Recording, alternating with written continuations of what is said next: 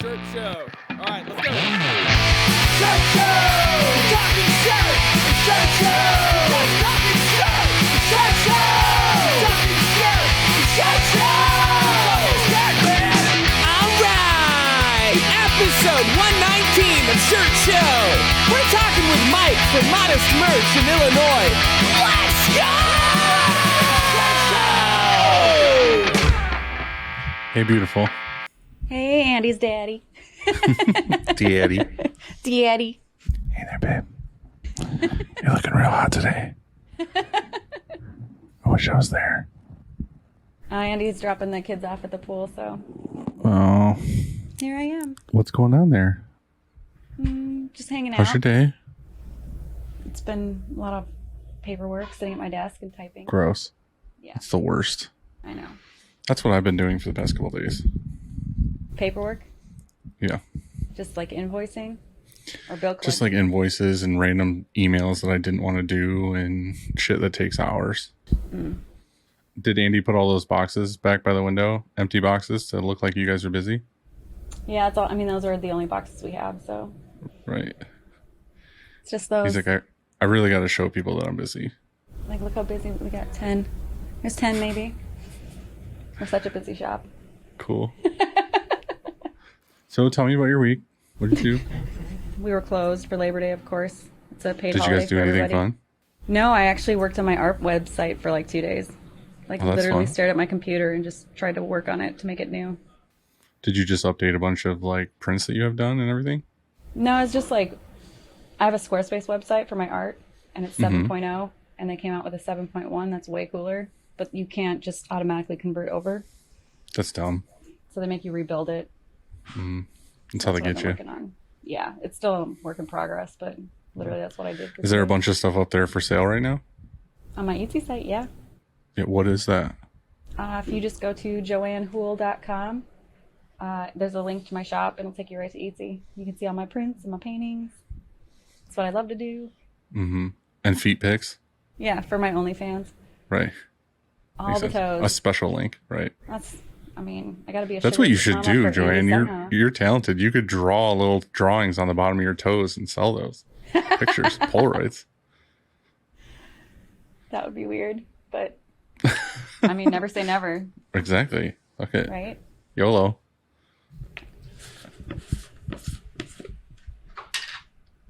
Can I take it out? Like, touch it? Can I touch it? I'm gonna get in God, trouble. yes. I've been waiting for you to ask me that. Damn it. The answer is yes, Joanne. FML. Now show me your finger. This one? Now touch This it. one? Yeah, This one? whatever one you want. Okay. Prefer Incoming. to. Frank. Boop. It all starts with a screen, and whether it's new stretches or restretches, Frank and his team do it the best. To find out more, go to graphicscreenfashion.com, FFFFF, Rank.com. or GreatFuckingScreens.com. cleaning screens is no fun, but EasyWay makes it more funner. Their line of eco-friendly chemicals will help you keep your screens and your shop clean. Check them out at easyway.com. EasyWay, It's the easiest way. for sure. Definitely is.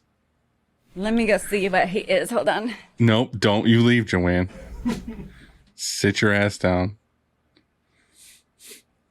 If you want to. Hey, fuckface. Hey there. Hey, Daddy. Hey. Joanne, that was beautiful. It was perfect. Like, I loved it. I was Kind of wish thinking, she didn't go away. I know, me too. Actually, I was enjoying just watching. Yeah, me too. And I hadn't laughed that hard in a while. So When she asked if she could pull it out and touch it. because I just wanted to see the expression on your face so badly, and I couldn't. But I was like, maybe. yes. High five though, Jojo. Bring it in Sure. here. Fuck yeah. And then high five. There. High five, Dill. You just go like. Boopies. So you all set for the press? Like, do you have a forklift? Oh, that's right. You borrow your neighbors. I can't. Yeah. Yeah. That's so awesome to have that. I wish I had that. Yeah. But it also sucks too. Like, it's nice to have, but it sucks to like rely on somebody or ask for favors. Oh, yeah. It's like, You're hey, saying- can you like do a bunch of work for me for free next door? Oh, right. Well, I mean, honestly, when I rent a forklift, I have to pay for delivery because they don't let you come pick it up. You know what I mean? With your truck. Mm-hmm. So I want to say and we always rent it for 2 to 3 days. And so it's got to be like $700 or whatever it is, Mm-hmm. So even if you have to print a bunch of shirts for them, I think that's I'll just buy him a couple cases of beer. That's way, way better. Mm-hmm. Bye. Love you. Bye, Joe. Love you. Dylan says, bye. I love you too. Kisses. Love you. Don't these Labor Day, or holiday Mondays or whatever it is, don't they? I hate mess with you a holidays. little bit? Holidays are stupid. We should end all holidays, honestly. Yeah, let's do that. Just make it. It throws off my routine. I didn't know what to do on Labor Day. I kind of just putzed around. I went to the comic book store and bought some used movies and got groceries and just fucking putzed around. Yeah, I was just talking to Kyle and we were like, you know how it used to be when you didn't have anything to do on a Saturday or on a weekend and there was something called a record store. Mm-hmm. And even if you didn't have a record store, you had a Best Buy and you'd go there and they had like aisles and aisles of CDs and you'd just go look around. Dude, most of my high school was get out of school, drive down. I would go to this place called Coconuts. I don't know if you had Coconuts or not. It used to be like a record store. Go to Coconuts, buy like 5 or 10 CDs or whatever I could afford because I just fucking blew all my money. And then I would just go to Taco Bell. It was like my once a week trip was Coconuts, new albums, and then Taco Bell. And a gordita. Mm. Or Nacho Supreme. Good time. I haven't been to Taco Bell in a long time, but when I went, it was always the Supreme, no matter what. So like Taco Supreme, Burrito Supreme, Nacho Supreme. You got to say Supreme. No, not me. Too many tomatoes. Not enough, you mean? I get 3 soft tacos, and then I get a cheesy fiesta potato, and then I split the potatoes up 3 ways and put it in each taco.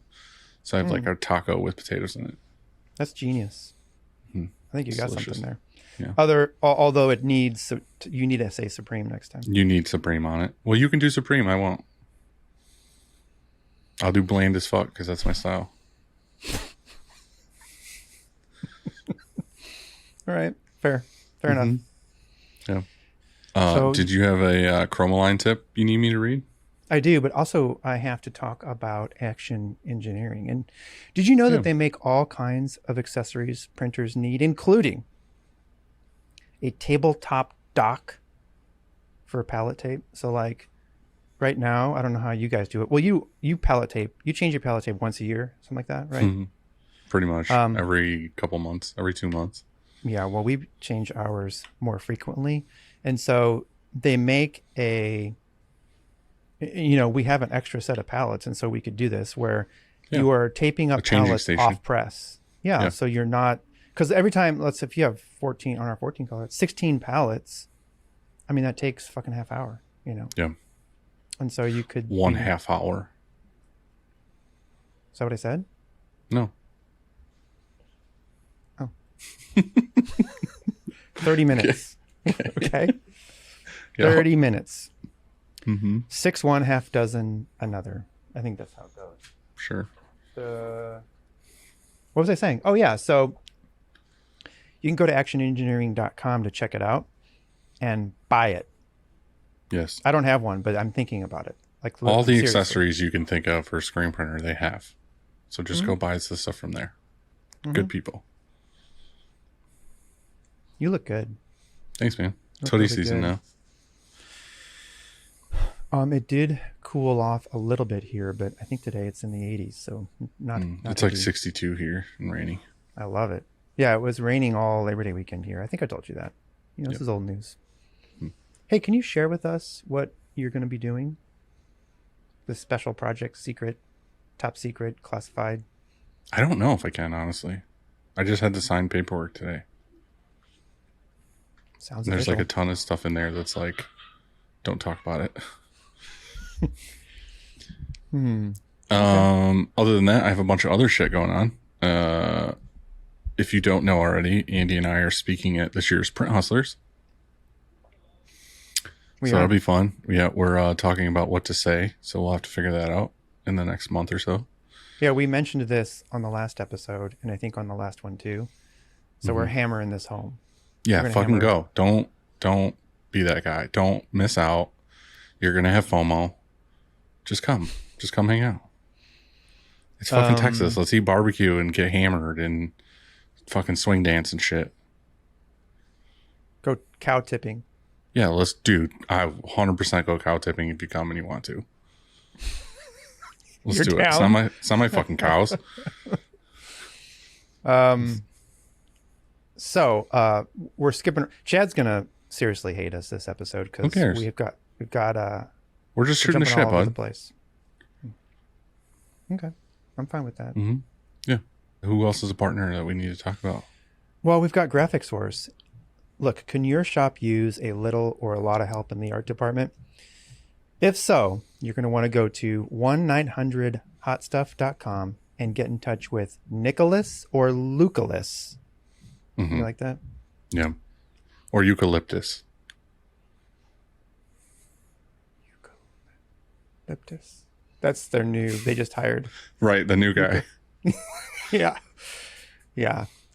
I wouldn't. You might want to. You're gonna have some patience with Eucalyptus. He's new and he doesn't know all of the answers yet, but he's getting there. But he's good for you. Well, actually, some people are allergic to eucalyptus. Well, those people are assholes. Well, I am. So I guess that's really cool. That makes sense. And so it's on the money. So here's the thing. Yeah, go and get in touch with all three of those guys at the same time if you want. It'd be a threesome. Oh, God. And all of your desires will come true. Right. Art desires. Art desires is what I meant. Right. Next we have Chromaline, and that is on you. That's your. Oh, I. You never sent it to me, so it's on you, bud. I am an asshole. There's proof right there. Mm-hmm. Okay, fine. All right. Chromaline tip of the week. The smallest dot you can print should be as wide as 2 mesh threads plus 1 mesh opening. However, you're trying to print halftones with dots smaller than that, you have to increase your dot size by increasing LPI or select a higher mesh count.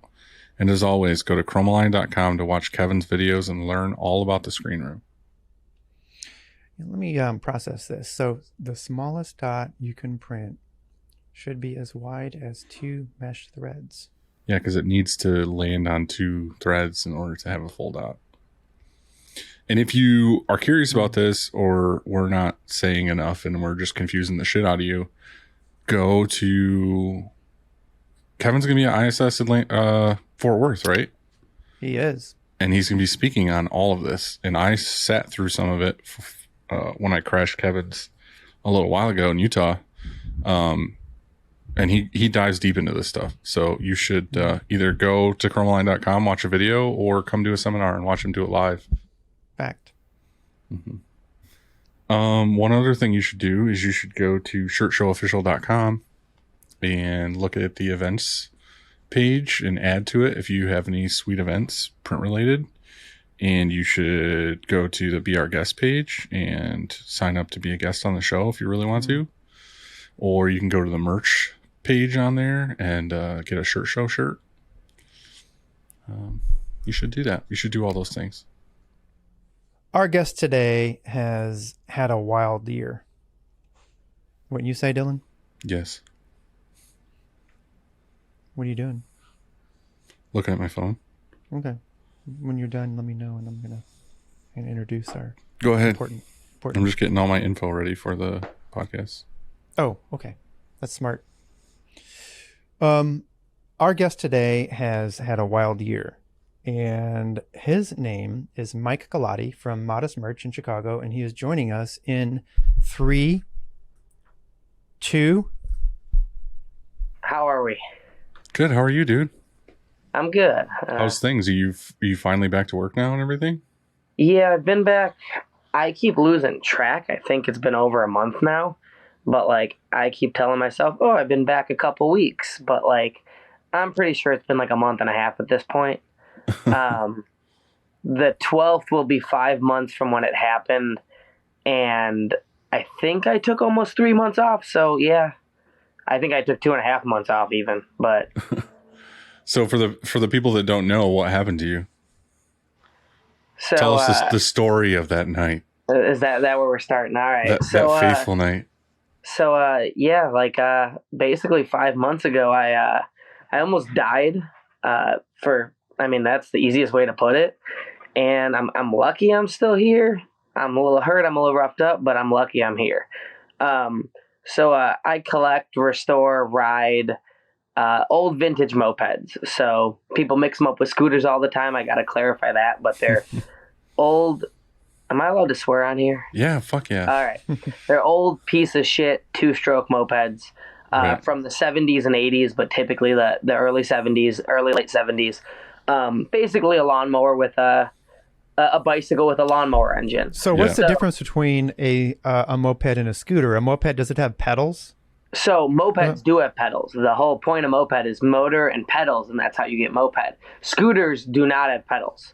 Scooters, and also like the easiest comparison, like for mopeds, your feet are like alternating because your pedals are opposite, and for scooters, you're sitting like you're on a toilet. That's kind of how we, and we coincide a lot. Like there's a lot of jokes and animosity and ball busting with the scooter and moped thing. But at the end of the day, we ride with scooters every day. So we all used to have the old Honda Express ones that look like basically like bike frames. Yeah. So those are right in between, actually. So the Honda Expresses, the Urbans, Honda makes a couple. We call those no-peds. So those they're a moped without pedals. So they got pegs, but they're not a scooter. They're not a moped. But the frame and the engine and all that dumb stuff is equivalent to the mopeds. Right, and Honda made, they called them PA50s or Honda Hobbits. That's basically the same exact bike as an Express, just with pedals. Yeah. But yeah, those are the weird middle ground where they're not a scooter, they're not a moped. I just sold an Express like last week to a friend of mine, actually. That's awesome. Yeah, we used to have like a gang basically here. I was going to ask how many moped, scooters, or anything in between the hybrids. How many do you have? So right now, I'd like to say I'm down to somewhere around 10 of these. And I know that sounds like a lot, but they're not motorcycles. You don't need titles. You don't need registration. You don't need insurance. It's not a vehicle. And often, now the market's kind of a mess, but for the most part, we used to be able to buy them for $100 or $200. And, ironically enough, I have 8 or 9 here at the shop. I moved my garage here a couple years ago, and I just got a garage last month, and I'm going to transition once I'm healed up all my bikes out of here. Somewhere around 10 or so, maybe 2 of them run right now. I haven't had the motivation to work on them, to wrench, to do anything. My shoulder's still a little tweaked, and the last thing I need to do is lay on the floor or bend down and try that. Right. Double back. So these dumb little bikes, they go 25, 30 miles an hour. We make them go 50, 60 miles an hour. They're fun. They're not as serious as a motorcycle. It's not a dick measuring contest. It's just fun and stupid things. And there's communities throughout. Hell, there's podcasts like this with plenty of people in the community. We go to rallies out of state. We go to events. And then we ride locally too. And there's clubs, there's groups, there's events. There's all these things, much like any hobby or a little niche.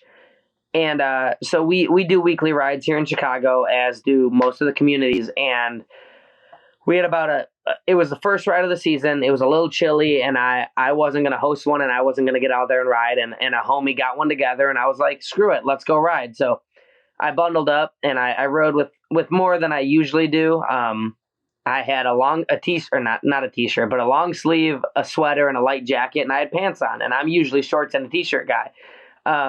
So we did the weekly ride. We ended up at a hot dog stand on the south side. It was a good time. And I wasn't feeling too hot. And I'm like, you know what? I'm going home, guys. And I bailed on my homies after the whole ride. I led the ride. I got the group together. I led the ride. I did my thing, and I was like, I'm going to dip from here. Everybody was eating, and I was like, I'm heading out. I made it like 3 blocks, and I don't know if T-bone's the right word, but I was going through a green, and she took a left turn and basically took me out.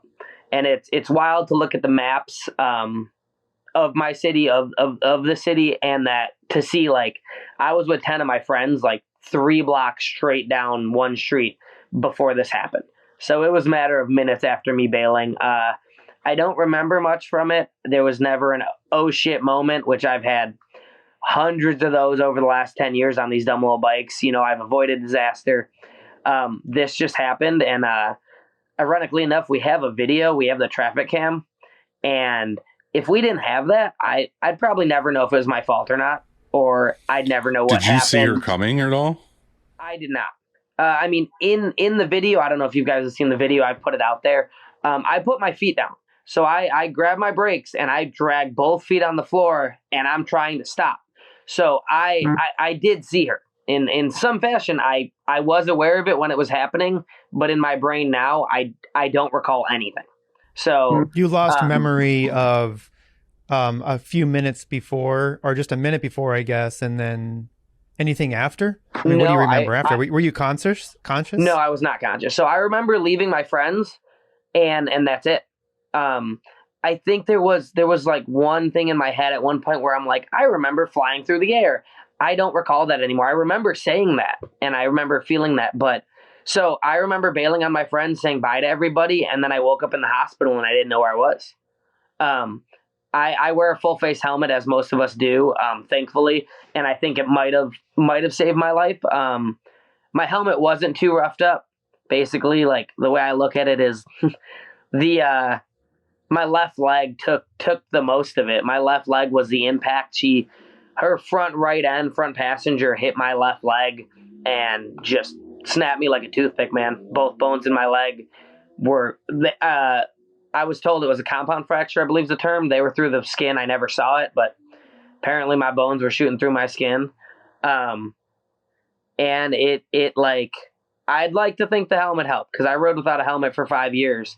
And then I've ridden with a helmet for about 5 or 6 years, and I'm glad I do.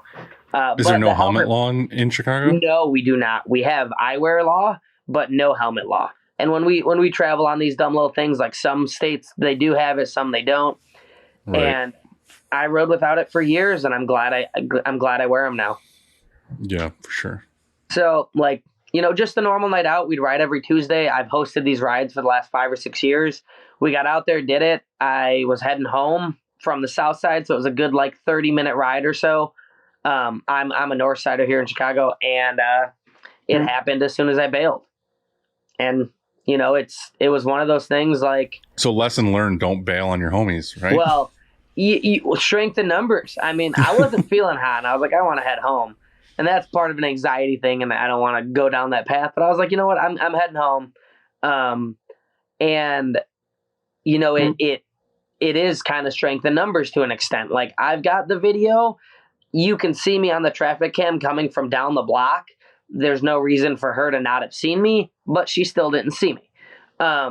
I'll never know if she was drunk. I'll never know if she was texting. I'll never know if she just wasn't paying attention. I've got her lawyers. I've got her info.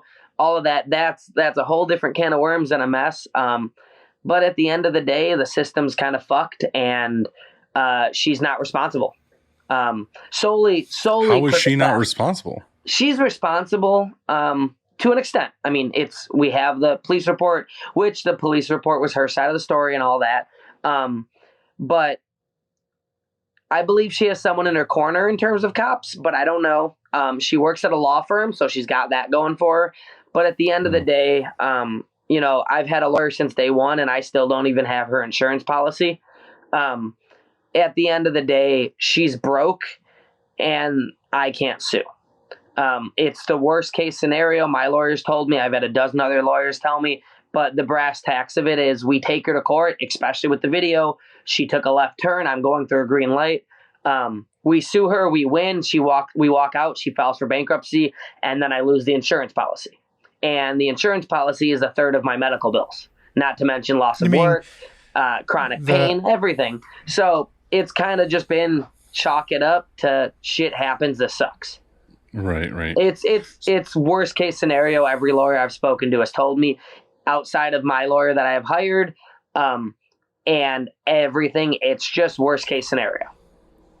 So how was the shop going before that? Like, because obviously you're running a print shop. So. Yeah. So yeah, let's get to that fun stuff, I guess. So I'm not the biggest or busiest shop, and I was excited to talk to you guys because like maybe some little guys like me are stoked to hear from someone like me. I don't know. Yeah, for sure. I'm still a one-man show here. I handle everything front to back. And, I have help here and there very, very limitedly. I don't know the last time someone's reclaimed for me, but that used to be the move. That used to be like the only time I'd hire someone was a reclaim. But it's been a long time since that. So like before the accident, I was doing steady. Things were normal. I think the accident happened right around my busy time. I'm not great. I can't tell you what I made last year and the year before. I send everything to my accountant. They tell me what I made and didn't make and what I owe and all that. But my busy season, my slow season, to me, I work. If I'm busy, I work. If I'm slow, I do busy work here and try to keep busy. Ooh, there we go. Is most of your clientele like buddies and shit that you're into and just people that know you, or is it like they come to you? It's majority, and I've heard from everybody in the industry to run from. But majority of my business and my clientele is bands. It's bands, musicians, some clothing companies, but very minimally, small businesses, things of that nature. But I wouldn't exist today. I wouldn't have made a living for the last 10 years if I wasn't working with bands. So when some yuppie print shop in California is like, yo, ditch the bands, they have no money. Oh, I know that. I know bands have no money. I know they're broke. I know they're last minute. I know they're irresponsible. And I'm comfortable saying that because I was that asshole for a long time in my life before I printed t-shirts. But it's what I know. To a huge extent, it's also where my heart is. It's what I know, and it's the reason I exist, man. It's the reason my shop exists, not me. I've played in bands and, played shows. I've done some minimal touring for the last 15 years. Since I was about 14 or 15 years old. So it's what got me into this. Yeah, it's how I got my start too. I mean, so it was many of bands us, and then we printed for bands, and then, we don't do as many bands now as we used to. Well, I mean, we still definitely Good do for bands, you. but it's, Good I mean, for you. it's like you said, like the money thing, it's just kind of like we got to a point where, it wasn't just me and a couple buddies printing shirts for bands. It started turning into like, I have more employees and people who are here to like get paid and not just like work for a band on a weekend because we love that band. Yeah. So then eventually you get to the point where you're just like, oh, I need to take on like different clients that actually like have money to pay. Yeah. But yeah, the band thing, I mean, there's nothing wrong with that for sure. Like I said, we still do bands, and there's tons of shops that are like obviously just focused on bands, but For sure. I mean, I'm not anti-band. Shirkong isn't anti-band or anything. And I think that if that's your niche and if you have those connections and those contacts, that's your network, and those other bands are sending bands to you, if that's your thing, then, and you like printing for them, then I'm all for it. There's some negatives, like I said, the cheapness here and there, or the budget, the lack of, familiarity and professionalism and all that, but it comes with it. Or they Sometimes order on Monday and need it on Thursday. That's 9 out of 10 orders lately. Right. Well, I say lately, but probably always. But yeah, no, it is my little niche. The extension of that is I'm not super great at reaching other clientele. So I will work with a local business. I will work with a big business, small business, a sports team, a clothing brand, something like, any other thing. But my genuine interest. Not even interest. No, I'll print for anything and anyone as long as there's no conflict in what they're about. I'll stand up for that. I'm not printing garbage. I'm not printing for garbage people, I guess. No, Right. racist, homophobic shit, anything like that. But if you're anything you need, whether I like it or not, I'll do it. But if I don't agree with it, I'm not doing it. And I've had to turn down a few things in my life. But no, it's just organic, I guess is the right word. So the band, the musician, it's organic. It's what I know and what I'm used to, but it's also organic with reach and connection and flow of that, because I don't know how to hunt down the big, big box store or the big company that needs tens of thousands of shirts. I don't know how to reach them. And that's Right. just a disconnect in my marketing, my sales, my ability. Most of what But I it's do also is, like, do you want that too? You know what I mean? A one-man show, you don't want to have a couple thousand shirts. yeah, I mean, there is that draw on that limit, but a couple thousand shirts, even if you sub it out, could buy you an auto, could buy you a Right. used auto and get you there, and then continue to do that. But it's kind of a weird, like, personally, no, I don't want to go there. I don't want to be the biggest shop. It's just, I think different shops and different businesses have different, I guess, different goals and aspirations. And, I've learned, to an extent, I've learned my place, but I've also learned what I want, Right. I don't sit still well, and this accident and, recovery was the most I've sat still and not worked for, I think, since I was about 16, 17 years old. I came from a family situation that was like, get up, get out, work when I was 16, 17. Mm-hmm. And I did what I did, and I did it. And I've had this shop. I'm 32 now. I think I started this when I was about 20, 21 years old. And I had no intention at starting it the way it happened and being what I am now, even not being the biggest. How did that happen? I bought, much like many people, I bought a beginner setup from Ryanette. I think I spent $1,100 to start on a bullshit entry level silver press. Mm-hmm. And I printed my own band stuff, and then it spiraled. It was, hey, you can print your own band stuff. Can you do this? Can you do that? And, I would do it. I was doing it on the side. I was working at a restaurant, I think, and then dog walking and a couple other things. And I would just do it on the side at home, self-taught, kind of YouTubing it, figuring it out. And it just, kept going.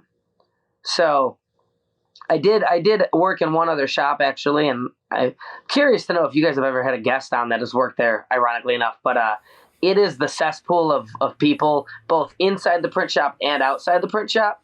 But I worked at Victory Records. Really early on, they had a print shop on hand. I think we had 2 autos and 4 manuals, a couple big dryers.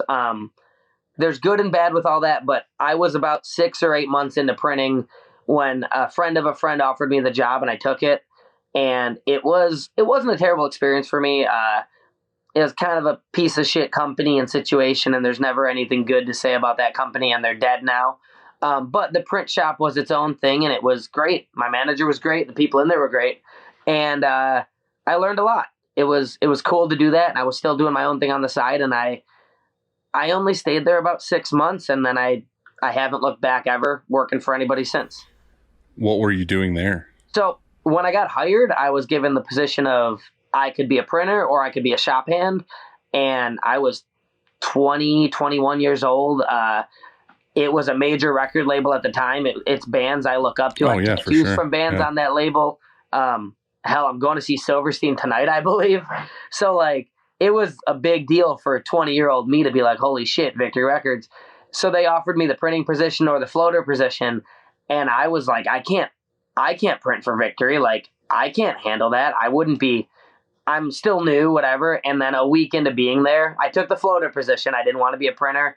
I didn't think I could handle, those big bands and that stuff. And a week into being there, I was like, damn, I would have been fine taking a print position. Like, I know enough. I'm confident enough, but it was being put on the spot. So I did everything for 6 months there, everything short of printing orders. From reclaiming to, loading or catching on autos, to some setup, and then organizing, cleaning, all that. We did a lot of overhaul of the shop while I was there, of just labeling screens that have never been labeled in 20 years and stuff like that. And then in my downtime, I would set up a 5-color design for practice. So there was downtime.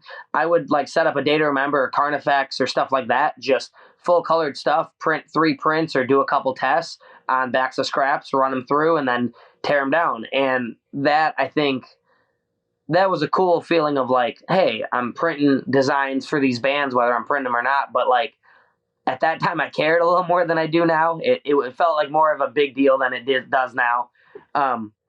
But at home, I was running a 4-color, 4-station press, or smaller. I mean, the press I started on was a 4-1, and I wasn't doing any multicolor because it had no micros. I was doing 2-color if I was lucky. But Right.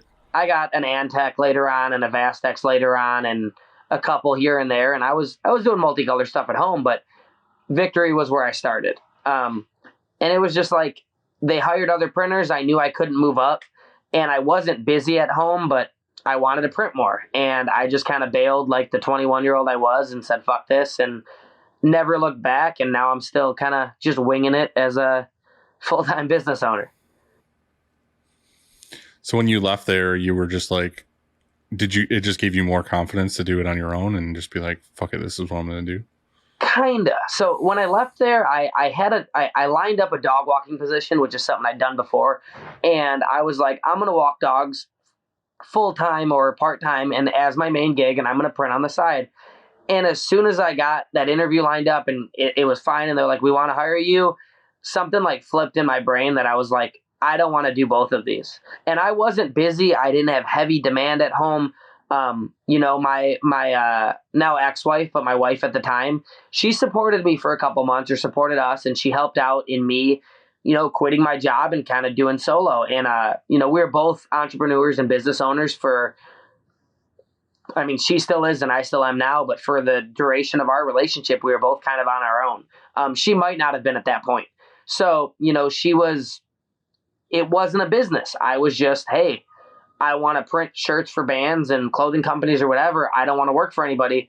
And it was a couple months of roughing it out. And then, it kind of picked up and I was able to sustain myself. I was able to get out of the apartment because I was in the second bedroom of the apartment and just continue to do that kind of deal. Mm-hmm. But when I did it, like, I see people ask here and there, and like, how'd you know when you knew? Did you know it was time to move on? I'm like, no, I was irresponsible, and I just said, I don't want to work for anybody. It was 1,000% not time for me to be self-employed. And I know that, and I knew that then, but I'm here today, and I'm glad I did it, but it wasn't easy. Well, it's also that thing too. Like if you just dive in like that, like you have to make it work. Yeah. So it sounds like you're at the size you want to be. However, you're in a spot where if you're not there, or if you're sick, or if you're injured, or if this happens, anything like this happens, of course, we don't want that. I'm glad you're okay. But have you thought about changing anything up so that you have a backup, or so that you have some help there? Because like, what did you do? So when you went, you were in the hospital for quite some time. Ironically enough, I wasn't in the hospital too long. So let me double back a little bit. For the size I am, I'm not super content as I am. I do want to grow a little bit. I do have some aspirations to be a little bigger. I'm not far off. I don't want to just be a one-man show. I don't want to be one press. Hell, I've owned two manuals on occasion, and I've owned a manual and an auto on occasion. And now I'm just one manual, outside of like live printing rig and all that bull. But, so I want a little bit of growth. I want a small team, but I don't want to say workhorse. I don't sit still, man. I'm hands-on. I'd rather hire someone to sit behind the computer and handle the administrative stuff than handle someone to print. And that's just my work ethic. I want to be hands-on. I want to be in charge of the quality I'm putting out, but I also want to work. I think there's a lot of shops that do that. I don't think, your first hire, or your hire right now, doesn't necessarily have to be somebody in production. So like you said earlier, you hired your move was to get somebody in Reclaim, like just to help you with that stuff. But maybe the move is now, like you're sort of talking about, is to hire somebody and, to answer phones, quote out jobs, help people with pickup and, all that kind of stuff. And so maybe so you don't have to sit so you can stay busy. No. So the big thing with that, so the growth and whatnot there is I'm not the busiest shop. I'm not super consistent. I mean, there might be a day or two a week where I don't have any orders.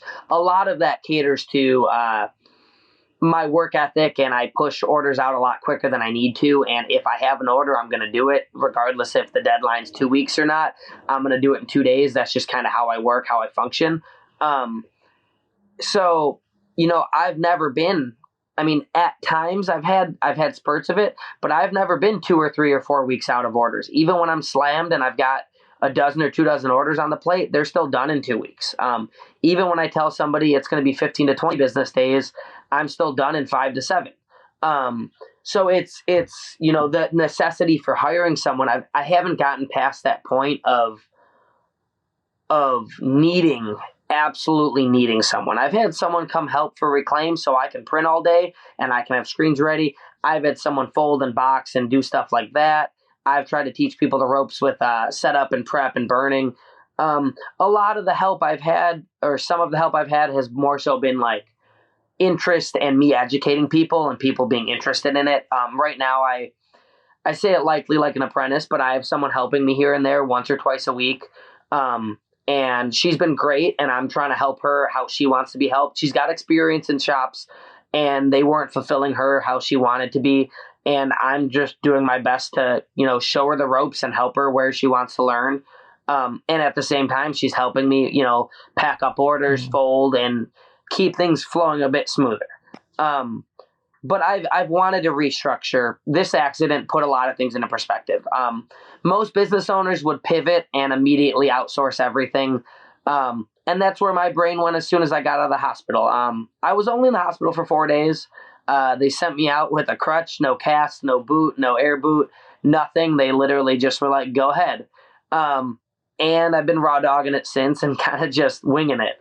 So immediately it was like, oh, my leg's bad. I had a dislocated and torn shoulder, and they popped my shoulder back in, and I was like, they told me, we're going to pop your shoulder back in. We're going to put you out, pop your shoulder back in. You're going to have surgery on your leg. And in my head, I've never dislocated the shoulder. In my head, that was the minimal accident. In my head, or injury, it was, okay, I got a broken leg. My shoulder's popped in. It's fine. And over the months, the shoulder's been a much bigger problem and longer heal, and still than I ever anticipated. And my shoulder, kept the shop closed. So it still hurts to walk. Every step I take still hurts. I'm not healed. There's a bunch of compound injuries on top of the broken leg because of the broken leg. My ankle's bad. My knees are kind of rough just because life's not normal and I'm not walking normal. But the shoulder is what kept the shop closed. And the injury and the accident put into perspective, like, I need backup. I wouldn't even say backup. I'm not saying I need employees, but if this happened again, whether it be the same kind of accident, whether I break my leg skateboarding, whether I fall down the stairs, it doesn't matter. My business ceased to exist for 3 months. And it was bad. I've made it through that, and I had a hell of a support system. My girlfriend took care of me hand and foot, and I wouldn't be where I am today without her with this recovery. And then on top of that, I had, I had zero income for 3 months, basically. And a GoFundMe was set up when I was in the hospital by my partner, by my girlfriend. And had she not done that, I wouldn't have done that. That's not something I would have brought myself to do, and I appreciate it. And, I accepted it and took it, and it saved my business to an extent, or saved my life savings, or saved, me to those extent. The support I received through that GoFundMe is more than I could have ever imagined or expected or asked of anyone. And that was from, I think there was plenty of friends, some family, but so much of that support system was from clients. It was from people I've worked with over the years. It was from people that work with me routinely. And at the end of the day, that GoFundMe was what allowed my business to be closed for 3 months and either not go under or not dig into my savings or not kill me, man. I still got medical debt. I'm still battling with my lawyer to get the insurance policy and all the bull with the accident. But at the end of the day, it was the overbearing and overwhelming support I received from that GoFundMe that allowed my business to be closed, to cover my rent for the shop and my apartment and to cover every bill I have still existing for 3 months without making income. And without that, my business wouldn't have went under. I wouldn't like to think, but my savings would have went under. Every dime I had would have went towards keeping the business, and that is what it is. And I can't explain my gratitude for that, and it's unbelievable. It's humbling. Yeah, it's awesome. I feel like that's the thing too with like the print industry is like we all have each other's backs if something like that happens. So yeah. I had people, print shops I've never spoken to in my life, send me money or donate to the GoFundMe, not send me money. Right. And it's unbelievable. Even last year I had a drama with a chargeback. Some dude ripped me off of $2,100 and it was a nightmare. And I had print shops donate me money. I didn't have a GoFundMe up. I had print shops just contact me and find my info and send me money. And I was like, no, like you're a small business just like me. Thank you. But I can't it's unbelievable, the connection there, and sure, yeah. In some cases we're competition, but for the most part, I'll shoot the shit and talk printing with anybody as long as we're not stepping on toes and stealing clients from people. Right. We're all doing this dumb little hobby turned into a business together, Yeah. Do you feel like you're busy now because it's you and you're running around and you're doing everything? But if you had somebody hired for like doing the admin stuff or trying to get new sales, you could potentially add 25%, 50% to your revenue and grow the company if you just had that other person to do the other half of the business? Yeah, I definitely think that's within reach. I'm a creature of habit, and I don't want to say I fear change, but I like things the way they are typically, and they've been anything but that for my life lately. But yeah, it is a little scary for the idea to grow or to hire someone or be responsible for someone. But if I had that ability, I could take on more of a load handling everything I am. If somebody, as a business owner, as doing what I'm doing, and I'm not sure where you guys started and on what level and, things like that. Cause I see print shops buy 50 grand worth of gear right out the gate and just crush it immediately. And I started in a 10 by 10 room and with a flash dryer. So, I know there's different levels of that, but as the business owner doing what I'm doing in this industry, the hardest thing for me is emails. I'm very, very patient. I'm very understanding, and I'm very compassionate towards the people I work with, and it wrings me dry. So I can't be mean. I can't be blunt. I can't be shitty with my clients. It's just not in me. But emails and quotes and all that is the stuff that just kills me, because I could ask someone the same question 7 times in a row and they'll ignore it. And that makes me want to rip my eyes out. And that's what I'm losing sleep over. And that's what's killing me. And this is an all day, every day email thing. Right. So if I had someone on the administrative side and I could just streamline crushing it in the shop, doing what I'm doing, it would bring things up. It would bring my spirits up. It would bring my mental health up, and it would allow me to grow.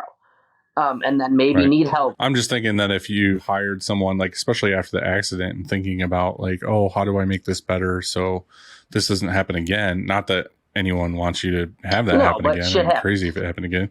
Yeah, but if you hired someone in the office and then got that dialed and got them working, and it made you more like, okay, I'm the printer, you're the admin stuff. If you hired someone after that to shadow you and learn what you know, then if, God forbid something did happen again, you would have that system of like, okay, emails are still getting dealt with, orders are still coming in, and then your apprentice could potentially print those orders. Yeah. And we all know it's not rocket science. We know anybody can print a t-shirt, whether they can do it well or not, that's a judgment call on a lot of things. But I had a million people be like, oh, you can train me. And I'm like, no, I'm crippled right now. I can't train you. And let alone like in a month or two, you're not going to be putting out the quality I'm known for and the quality I care about.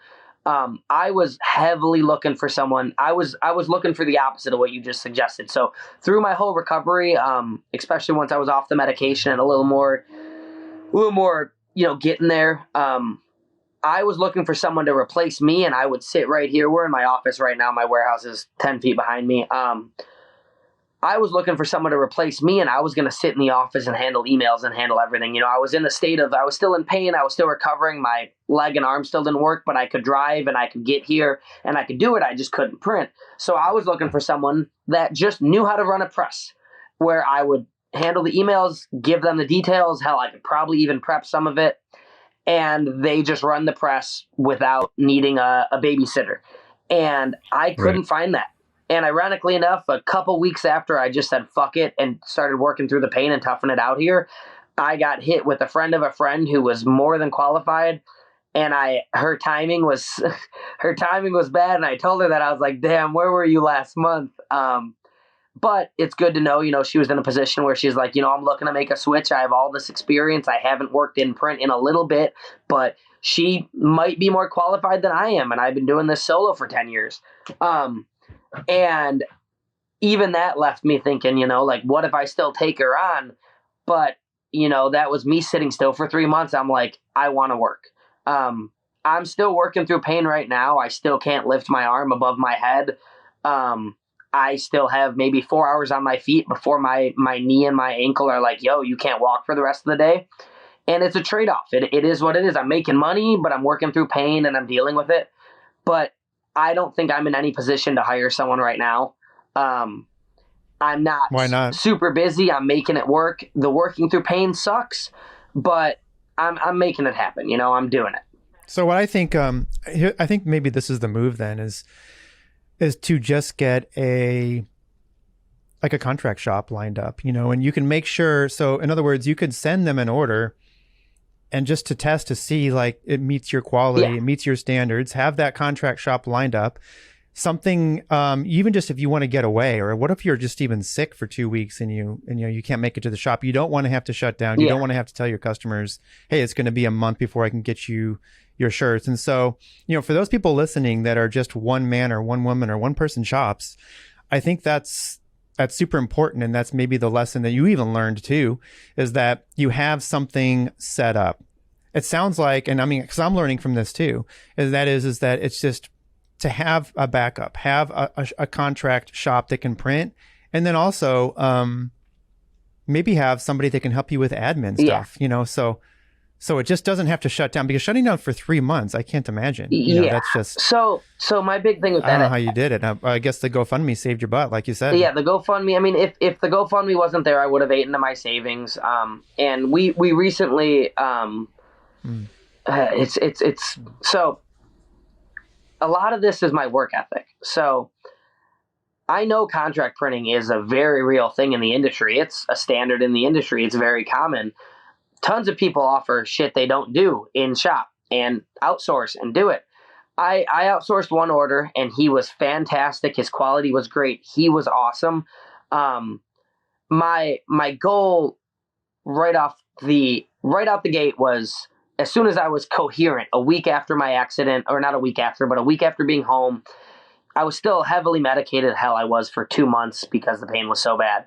But as soon as things were like settling down, I said, fuck it. I'm going to contract order. I'm going to contract work. And the way that fell through, one, I'm hard-headed with that. I don't want to put out work that I'm not doing. And that's why I don't offer embroidery. And embroidery has been one of those things that I do want to outsource, and I do want to have a contract shop, and I do want to be able to offer that. But it's really hard for me to relinquish control in terms of quality, customer service, timeline, and all that. So when this all started, my goal immediately was contract work. And it wasn't me and my hard-headedness and whatnot being in the way of that. My clients, some of my clients, for lack of better words, are so unprepared that it fucked me up from being able to do that. So when I got hit up for an order and I said, hey, I posted out there. I said, hey, I'm accepting orders. I put it out there. I said, I'm teaming up with another shop. I worded it however I wanted to try to make it seem like, hey, I can handle what you need. Let's do this. And it was less than 24 hours went by where I deleted those posts and regrouped and realized I couldn't do it, because the first 10 people that reached out that wanted to work with me while I was trying to outsource could not give me the resources I needed to, whether it be proper file, whether it be like, hey, How many do you want to order? How do you want to pay me? What are your sizes? Just the basic things that we need for every order we do. And I would spell it out for a kindergartner to understand and like, hey, let me know these details. So I couldn't get the resources I needed to work contract with another shop. And it was just debilitating to my mental health. So in a matter of 24 hours, I went to, I'm accepting orders, and I was contract printing, and I had something lined up with another shop to, hey, none of this is going to work because nobody could come at me even semi-prepared. Even people I've worked with before. And it was just, since I wasn't handling it, I couldn't do it, man. And that's to show my patience with a lot of people. And my patience with the way I handle the emailing process and everything. It just, contract work bit me in the ass trying to offer it, and I had to step back from it. And he's gone. Uh-oh. You back? Yeah, I'm here. Okay. Okay, good. All right. First listener question. You ready? Okay, let's see. Maximum Otter. We need to hear about Mike's worst email interaction with a customer. I bet there's a good story in there. So I don't want to talk down about my clients, but every email is the worst. Every email is the worst ever. No, the one, open dispute I had, that claim and all that drama, that was one of the worst things I've ever dealt with. I just got blatantly lied to, and I had the receipts to prove it and backed up everything. And no matter what I would do or say, this client would just continue to lie. And it is what it is, and it was what it was. But like those emails, that was a matter of like months to solve that. That was the nightmare, man. But outside of that, it's just dumb requests or people not reading what I send them, and just the normal struggle of customer service, essentially. Yeah. Everyone kind of gets that struggle. New Dud says, how many prints do you get in auto? Great work, homie. So I think we already know the answer to this. I had an auto, I got rid of it, and I'm in no hurry to jump on it again. I mean, if I got slammed and I got busy, I will, name drop. I love Workhorse to death, and if I ever buy another auto, I want it to be a Workhorse. That's where my loyalty lies in terms of brand. But I'm not in any hurry to jump on an auto. If the numbers allow and I'm busy and I need it, cool. But if not, I fucking love manual printing. Right. Narcity asks, what size Crocs does Mike wear? Do you guys know? I assume not. That's a Facebook argument, but I hate Crocs. I guarantee they're comfy. I know that. I've worn them like in the house. I've stepped on them. They're awesome. I get it. But I refuse to wear them. And Andrew likes to push my buttons with that. Right. Because he rocks them at the shop all the time. And I don't doubt they're comfy. I just can't bring myself to wear them. I just cannot bring myself to wear them. It's like a personal battle. Yeah, I get it. Titty Bats asked, how much fun was it to print with one arm? So, Also, Titty Bats is an amazing artist. He is a screen printer himself, and he's fucking awesome. But so the week of my accident, I did 6 prints. I was drugged up as can be, and I legitimately got driven to my shop because I could not drive. My shoulder was still bad, and I had 6 prints to finish an order, and I think I was out of the hospital 3 days, and I came in. I don't think I did it one-handed, but this arm was not present that day and not doing much. You just had to get it done? But yeah, it was like literally I was waiting on 6 pieces. The rest of the order was done. And I was on a lot of drugs and said, fuck it, let's go do it. And I think that was also a little bit before like the reality set in of the length of everything and the pain and everything. And, but that was the only time it was like a one-handed deal. And then I just said, let's not print till I'm ready. For the most part, there was a little middle ground prints, but I'm not printing one-handed. If I can, I do. If it's a left chester and it's easy, that's a luxury right now because my left shoulder's still rough. But sometimes we just gotta power through it and make do. Mm-hmm. Ghoul Finder says, do you dabble in any other type of print mediums? I do not. So I've actually talked to them quite a bit. They're moving to Chicago. They're relocating to Chicago, and they've got hell of a bit of printing experience. And I'm hoping to link up with them and work together and show him the ropes and have him show me what he knows too, in terms of other stuff and whatnot. So that's an exciting actually connection that's very recent. But no, the only other thing I've dabbled with in the print world, I've done some vinyl cutting, which I wouldn't consider very similar. I've ran a vinyl cutter. It was fine. I didn't love it. I didn't hate it. And I've printed skateboards before. So that was a fun little thing. And that was mainly for me. I did about 3 or 4 orders for clients of small batch, like custom one-offs, not one-offs, but like 5 or 10 pieces, 20 pieces. But that's the only other thing I've dabbled with in terms of printing or printmaking was kind of building a makeshift rig for boards. And it was an experience. It was a nightmare. Printing on a curved surface sucked, but it was just something I always wanted to do. Yeah. Seems like being super into skateboarding, you would at least need to try it. I did it for myself. And again, I did like a small record label. I did the local homies here. I did a board brand or two, but it was more for my personal. And it was, I've been skateboarding 22 years now, fucking 2/3 of my life. And I wanted to say that I could print a skateboard or say that I tried or say that I did it. And I did some cool stuff. Mm-hmm. Lucky Prince asks, how many shirts can you kickflip over? So currently none. Funny kickflip joke. I got a couple $100 on the line. I'm not getting any money, but I'm offering someone $100 and maybe 4 other people tossed into the pool where if he learns a kickflip before I can kickflip again, he's going to get like $400 or $500. And if I kickflip before him, I get jack shit. And I'm cool with that.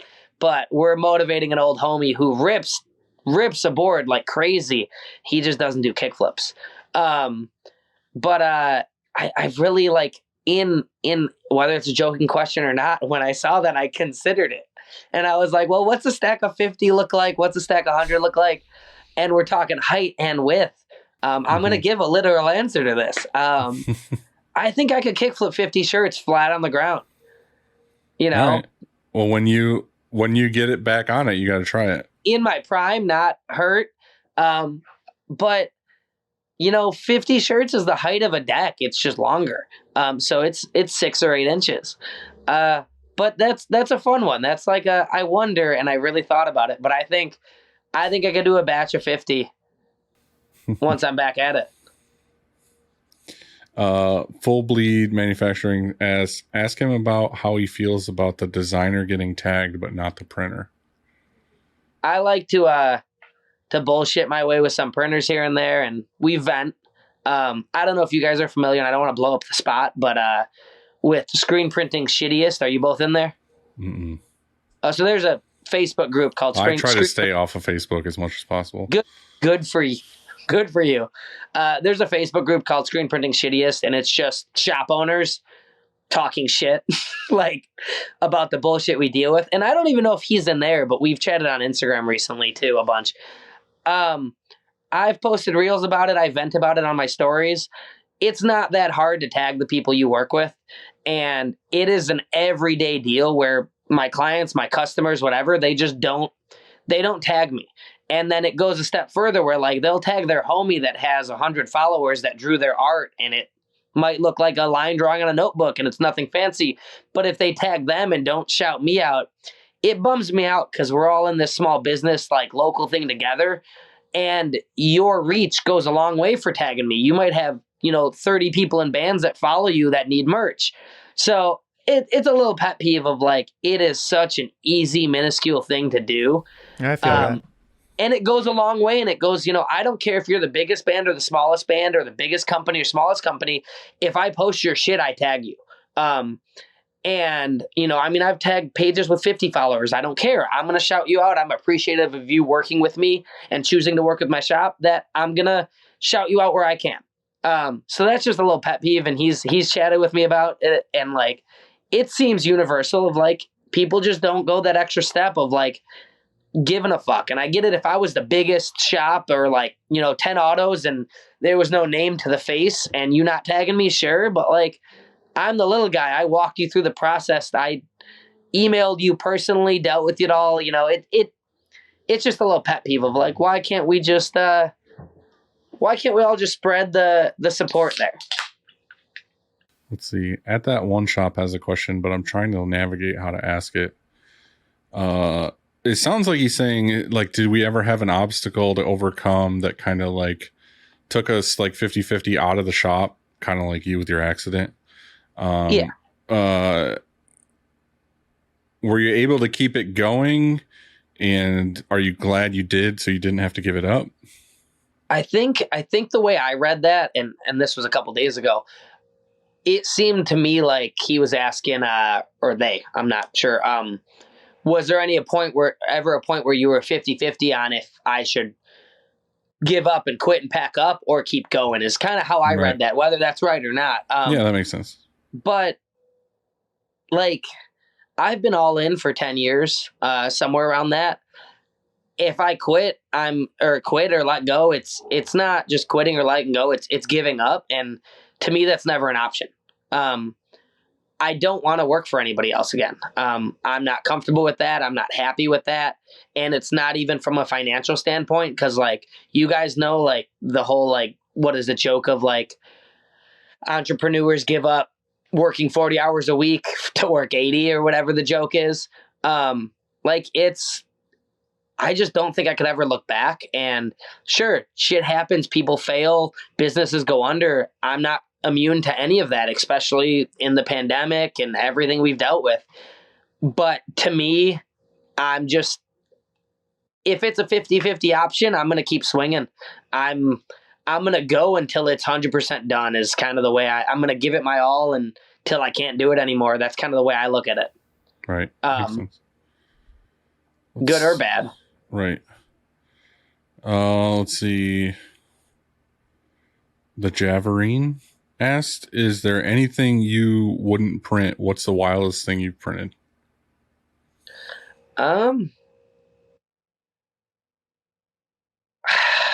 There's plenty I wouldn't print. I won't print racist, homophobic, anything like that. That's where my brain goes immediately. Like if I got an email for that, I'd be like, fuck that. I don't know the wildest. I've printed for a dildo company. Like that was a fun one. Were you actually printing dildos? No, it was a specific model of dildo called the Easy Rider. Nice. And it was very vague. I believe it was a company that produces sex toys. I've printed for a porn site before. Called yesboobs.com. I'm going to plug that. I don't know why, but their shirts literally... That kid was 13 when he made that website. Right? The shirts literally said yesboobs.com, and I was like, of course I'm going to do this. Mm-hmm. And ironically enough, that was a referral or a connect from a moped homie, I believe. Nice. A moped homie that I don't even know that I personally know. It was just through the community. So those are some of the weird, funny ones. But like, I guess like, yeah, those, I don't do too much. I've printed like literal piles of shit on shirts several times. There was this gnarly, like, it was like a 5-color. The only way I can call it is shit demon. It was like a toilet with a gooey mess. And it was it was super cool artwork, super awesome. But it was like a shit creature coming out of the toilet. But like, I don't know. That's kind of the weird, gnarly stuff. Right, the good stuff. Yeah, the fun stuff. Right, I have one. I got a question. Okay. Oh boy. I printed it out like an 81-year-old. But the Stash Studios asks, in the beginning, and I guess this is to all three of us really. So he says, in the beginning, how did you maintain motivation to keep learning and trying after fails? As an artist or creative, I get into a lot of different things and have been having a hard time focusing on getting better. I gotta say, I get a little envious of the beginners I see actually doing the work. I know I shouldn't compare myself or my work to others, but I can't help it. So, do you ever find yourself struggling? Like if you get stuck on something or whatever, how do you keep pushing through? Yeah, I think so much of screen printing too is trial and error, and probably other forms of our industry or elements of our industry too. But like, at the get-go, like, especially being self-taught, like, I had no experience. Hell, I had no college, nothing. I just had this thing in the back of my head where I was like, I always wanted to print t-shirts, and I tried to do it with my dad years back, and like speedball bullshit, and it never happened. But like, it's even doing this 10 years, I still have some days where a screen washes out and I want to fucking bash my head against the wall. Like, you just got to like kind of pivot and give it another shot. And I think that's a big reason why a lot of people in our industry, like early on, I used to buy shops off Craigslist, like home base setups or a solid press, and get rid of the rest of the junk or whatever. I think that's why a lot of that stuff ends up for sale, because people don't know what they're getting into, because it's messy. There's chemicals. It's ugly. And it's not rocket science, and it's not hard, but it's also not easy. Anybody that puts their mind to it can do this, but it doesn't come like that. Sometimes you got to take a day off or a week off, or, step back. And I'm talking from the learning. I'm talking like if he's fresh and just trying his first screens or trying his first prints, it's going to be hard right out the gate. And you just got to keep trying until you figure it out. And that goes for even new processes within the craft. I mean, trying new things, it's like anything in life. You got to just, if you get frustrated and give up when you fail, you're never going to get it. Yeah. Well put. What do you think, Dilly? I think it's the same. I think it is easy to get on something like Instagram or Facebook and look at all these other shops and get envious and be like, why don't I have this? And how am I going to get there eventually, and all this other stuff. But it's like, realistically, you just got to do what you got to do and work day in and day out to get there. Like Mike was saying earlier, there's people that can go spend 50 to 100K on a shop, like an auto and a dryer and everything right out the gate, and just start printing and do what they got to do. But it's like most of us, like me, all three of us basically started from a tiny manual in a garage kind of, and just like hustled it until we got able to do the next thing and able to do the next thing. And it's like, I feel like sometimes you just need to forget all the noise and just kind of put your head down and just do your own thing and grow at your own pace. Because if you don't, it's like that credit card thing. Like, you're just going to end up in debt, and you're living above your means and everything. You just need to do what you got to do at your time, at your pace. Yeah, for me, similar. Like, if all those fails were, I didn't even look at them as fails. I just looked at them as, I don't know, I learned something and I moved forward. It was like this whole thing, and actually some of the harder parts were not the skill set of screen printing. It was just the running the business.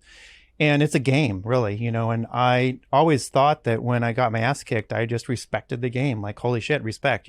Even now, like when I get my ass kicked, I'm like, well, respect. I don't know it all. I still screw up, and I think it'll always be that way.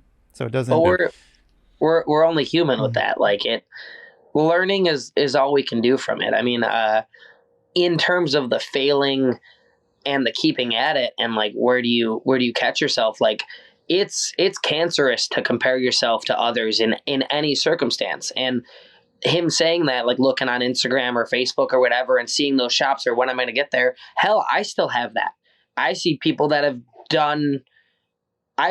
been alongside me, starting at the same time as me and 10 times bigger. And, you can't, just like in anything in life, but, and then with the trying, like, I can equate so much of my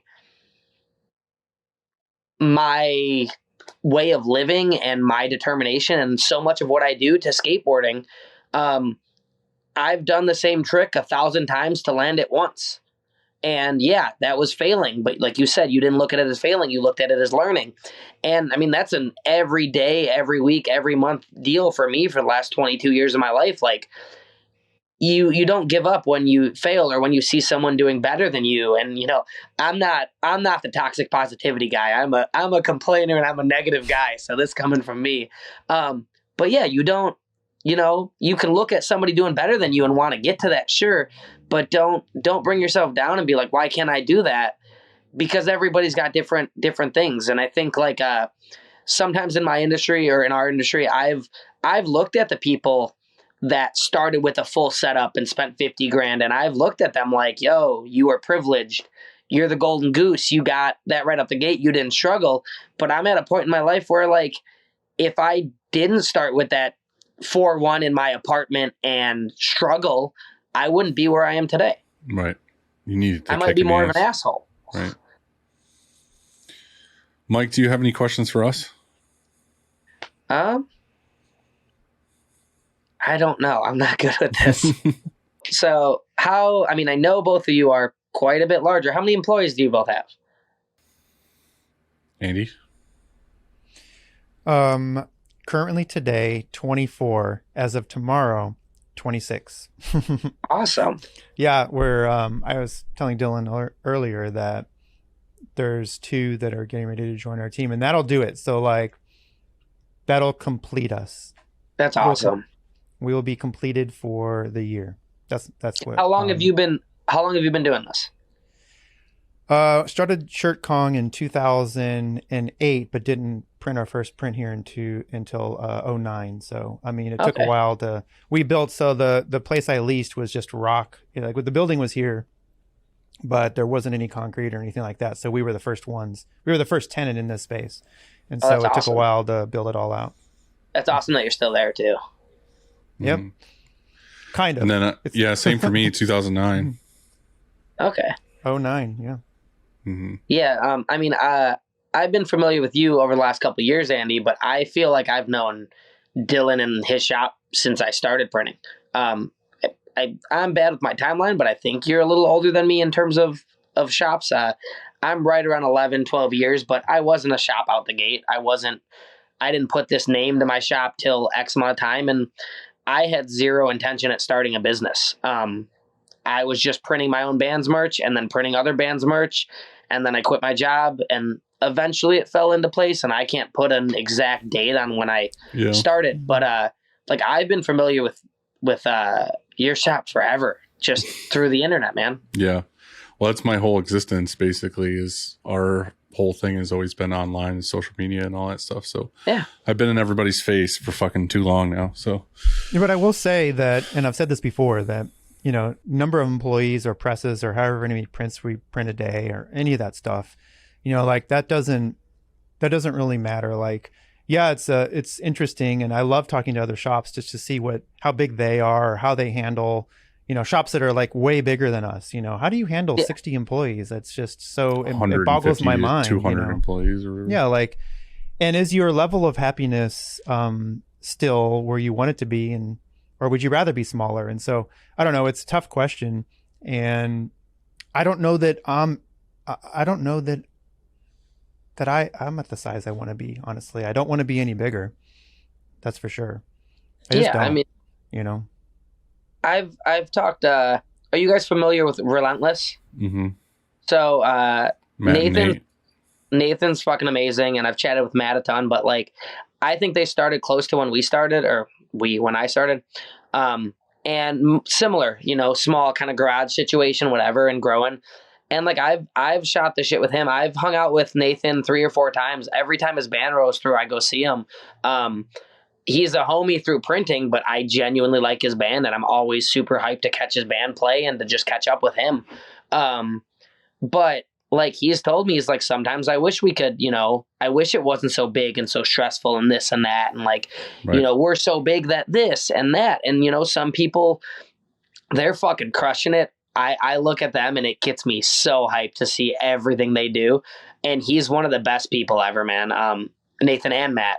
And I think some of the bandmates work at the shop too. And they're all fucking great people. Yep. But like, saying I don't want to go bigger. It's as a business, like, people think, oh, you just want to be as big as humanly possible and make as much money as possible. And then it's like, but at what cost? Don't get me wrong. I'm bringing myself dry, even being as small as I am. I'm spread thin. And I think a lot of that has to do with my work boundaries and my personal boundaries with work and with disconnect and with dealing with people. When I could just say, hey, sorry, I can't work with you. I need this, or I can't work with you. I'll push myself and put myself out there and do 15 more emails and try to fix a piece of art that I can't fix or shit like that. I think a lot of my problematic stuff comes from just my demeanor and how I handle it. But, I wouldn't be happy being as big as humanly possible and just some dude up in a fucking office making hundreds of thousands of dollars and not lifting a finger. I don't want to be that.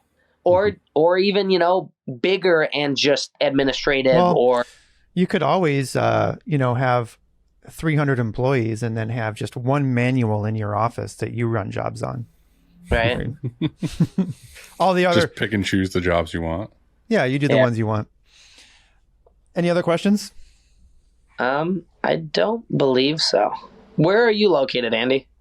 St. Louis, Missouri. So just not very far from you. Only, You're not 4-hour drive. We're up into Chicago generally once a year. Awesome.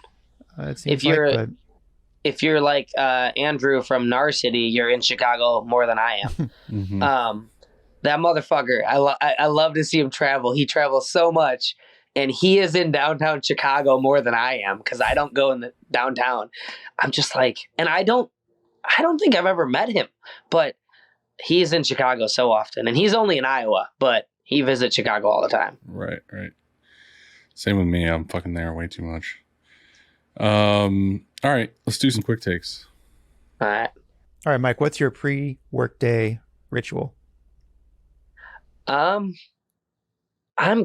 quick. I'm an anxious little dude. I wake up and I'm out of the house in 15 minutes. Like, there's no ritual. I wake up. I typically don't eat. Brush my teeth, kind of get dressed, and just zip out. I'm kind of the same way. I have to take a 6-year-old to school half the week. That's been fun. Which he's always, he just started Chicago public school, so public school. Before that, he was in a smaller therapy school that started a little later and was a little more mellow. And the last 2 weeks has been like a learning curve of let's get this little dude up and to school at 7:45. Did he start school a couple weeks ago? 2 or 3 weeks ago, yeah. And we moved into a new house the weekend. So he finished school on a Friday. We moved into the house on Saturday when he was with his mother. And then on Monday, he started school. So my life it's been a weird month. And all of that happened in one weekend. And we've been kind of crushing through it, making it happen. But he slows me down a little bit in the morning or speeds me up because we got to get there on time. Hurry up and get out the door. But without him, I'm just like, yo, I need to get to work as soon as possible. That's how my brain functions. Yeah. Have you seen any good movies or shows or read any good books lately? I don't want to look like the uneducated one, but I don't think I read a book since high school. Like 08. I'm just not a reader, man. For movies, I've watched kid movies lately, man. I mean, we do what we call movie dark movie time, where we'll do a late night, crash on the couch, and just watch a movie. But I'm not much of a TV or movie guy. I like a bunch of reality TV. Like I love Shark Tank. Ironically enough, I've watched every episode of Shark Tank in existence. We watch like Chopped, American Pickers, all that dumb reality like bull, but not often or not lately. I did watch that Cook show, The Bear. I don't know if you guys saw that. Yeah. That was solid. That might be the most recent thing I've watched through. We went and saw the Minions movie in theater. And I think I went to another movie in theaters, but I'm not much of a TV watcher. Don't sit still. Or you're too busy I mean, don't get me skateboarding wrong, and I'm on my crashing phone. mopeds. Scrolling on my scrolling on my phone all the time. But outside of that, not much screen time. Mm-hmm. Which trait from your parents would you say has made the greatest impact on your career? Oh my God. My dad was a hard ass. My dad, like, with chores and like, he just made sure we did stuff. And that translates to me with a lot of my like relationships and my son and things like that. But it's like, if you don't do it yourself, it's like, if you want it done right, do it yourself. Not necessarily that, because he didn't always do shit right. He just made sure to emphasize like, you got to do it. So with everything in my life, like if I want my partner to do something or my son to do it and they're not going to do it, I'm just like, yo, it's got to get done. I'm going to do it. And that's been a hard thing with the recovery and with limitations. And like, I push myself way more than I should on my body right now, but I don't sit still and I like to get shit done. And I think I owe a lot of that to my dad. to just to get work done. And a lot of I took yesterday off. I had contractors building a fence for me, and I came in for 2 hours, handled all the prep work, got all my screens ready. I had no intention to be here yesterday, but I wanted to get it done, and I got all that ready, and then I came in today and printed everything first thing. It's just, if there's work to do, I like to do it, and I think I owe that to my dad, kind of deal. Nice. What do you do to unwind after work? Currently nothing. Most of my life has been taken from me. No. I've been doing we just became homeowners. I've been doing projects around the house within my ability, a bunch of little woodworking, building, cleaning, organizing, packing. But even before that, I've been trying to get back to shows and music a bit. And that's rough, but let's pretend I'm not broken leg right now, bad shoulder. I try to skate a couple times a week. Skateboarding is something near and dear to me. It's like, it's my unwinding. It's my drug, to sound corny and lack of better words. It is what I do when I'm angry, when I'm happy, when I'm sad. It is what I do to unwind all the time. And it brings its own pain and problems because it's an abusive thing. And then the bikes that took me out, the little mopeds that almost killed me, that's another thing. We'd ride a couple times a week. I'd wrench on them. I'd work on them. But if you guys have ever ridden a motorcycle, I mean, you talked about your Expresses, but just being out there and on two wheels is kind of cathartic in itself. Oh yeah, for sure. I fully agree with it. Right now, believe it or not, stressful or not, printing does a lot for me.